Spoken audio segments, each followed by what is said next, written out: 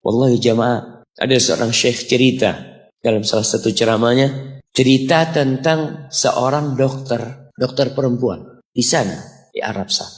Ada seorang anak lelaki bawa ibunya masuk ke dokter ini, subhanallah. Ibunya ini gila.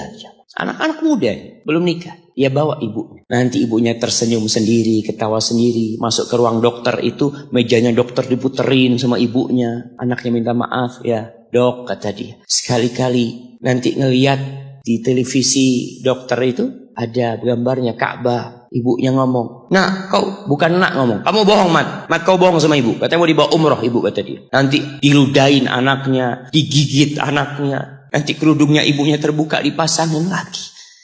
Itu dokter tanya sama anaknya, ini siapa? Ibu anak, kata dia. Sejak kapan dia seperti ini? Sejak lahir. Loh, terus gimana engkau bisa lahir? Iya, sama kakek anak, ibu anak dinikahkan. Tapi 10 bulan diceraikan. Ya karena seperti ini Pak. Anak lahir dari rahim ibu. Dan seperti ini kelakuan. Iya, kata dia. Engkau berbakti sama dia, kata dia. Dia kan gak kenal sama engkau. Iya, dia gak tahu sama anak. Tapi Allah tahu kalau dia ibu anak kan. Allah tahu kalau dia ibu anak. Anak harus berbakti. Ditanya, ibumu sakit apa? Ibu kena gula, kata dia. Setelah dikasih resep, itu dokter cerita, pasiennya keluar, ditutup pintunya.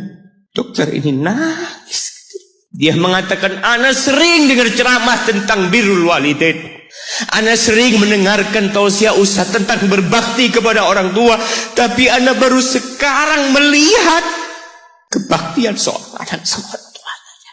Ibunya gila, dia tetap berbakti. Dan dia mengatakan, iya ibu anak gak tahu sama anak, tapi Allah tahu kalau dia ibu anak. Dan yang ngasih wasiat supaya kita berbakti sama orang tua itu Allah, jemaah. Apapun yang dilakukan orang tua kita, apalagi ibu. Allah katakan, hamalathu ummuhu kurha wa wada'athu kurha. Ibu kita, hamil kita itu dalam kondisi yang sulit. Ada ibu yang harus bed rest demi anaknya lahir. Demi kita lahir, ibu kita itu bed rest. Capek dikit keluar darah. Ada yang harus hamil kita dalam kondisi dia ditinggal sama suami. Dia harus cari nafkah sendiri. Ada yang harus muntah-muntah demi kita. Lalu kita berdiri buat ibu kita. Capek. Diceritakan seorang, ya kita semua tahu ceritanya, tentang 3 orang yang masuk ke dalam gua. Kemudian gua itu tertutup dengan batu yang menggelinding.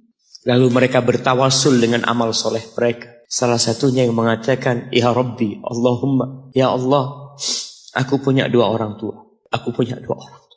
Yang aku senantiasa memberikan susu kepada keduanya sebelum keluarga yang lain minum susu. Dia sudah menikah, dia punya istri, punya anak. Pada suatu hari, ya Allah, aku kejauhan cari rumput. Sehingga aku balik dalam kondisi orang tua sudah tidur. Maka aku pereskan susu buat keduanya, ya Allah. Allah tahu, tapi dia mau cerita sama Allah. Dia ingin tawasul dengan amal soleh dia. Lalu aku taruh di wadah. Aku datang ke bapak ibuku, mereka tidur.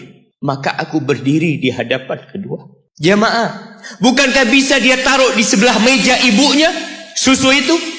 Dia ambilkan meja, taruh di sana, dia bisa tidur. Dia sudah berbakti sama orang tuanya dengan seperti itu. Tapi anak ini tidak. Aku berdiri, ya Allah, aku gak ingin membangunkan keduanya. Dan aku terus berdiri, aku pegang itu susunya. Sampai mau subuh bangun, aku serahkan kepada kedua. Anak-anaknya nangis minta susu. Kata dia, lah, sampai bapak ibu aku minum. Kalian jangan minum. Kita kadang-kala sudah menikah lebih peduli sama istri kita. Lebih peduli sama anak-anak kita. Nggak ada hadis yang mengatakan anak itu pintu surga, jemaah. Yang ada itu orang tua pintu surga. Kita peduli sama anak-anak kita. Beli oleh-oleh buat istrinya. Ditelepon istrinya mau apa, kepingin apa. Pernahkah engkau telepon ibumu? Tanya, Umi kepingin apa, Umi? Ana lagi dalam perjalanan, Umi. Jemaah, itu anak, Masya Allah. Dia berdiri. Kenapa dia kuat, jemaah? Karena dia tahu Allah yang nyuruh dia berbakti. Mungkin tidak ada yang melihat berdirinya dia. Tapi Nabi ceritakan berdirinya dia. Dari malam jamaah sampai pagi. Berapa jam dia ingat, ibuku hamil aku 9 bulan. Capek.